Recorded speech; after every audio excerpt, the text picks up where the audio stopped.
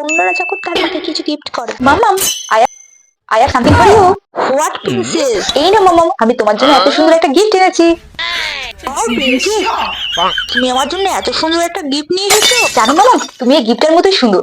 আহ, আমি যখন আমার মাকে কিছু গিফট করি, ঘর মুছছে, বাসন মাজছে, রান্না করছে, এই দুটো কাম করে অমনি ফোন নিয়ে বসে পড়ছে। এই সারাদিন মোবাইল টিপি করিস, আয় না আমার হাতগুলো নোংরা যেটি পরিষ্কার করে দে না। সব কাম ছাড়ি সবে ফোন নিয়ে বইছি, অমনি তোমার কাম মনে পড়ে গেল? আয় না মানা, বললাম তো যাইবো না।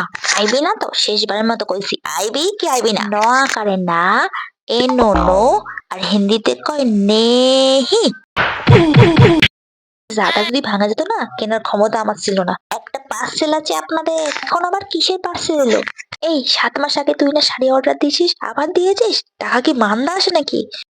এটা তো আমি তোমার জন্য অর্ডার দিয়েছি।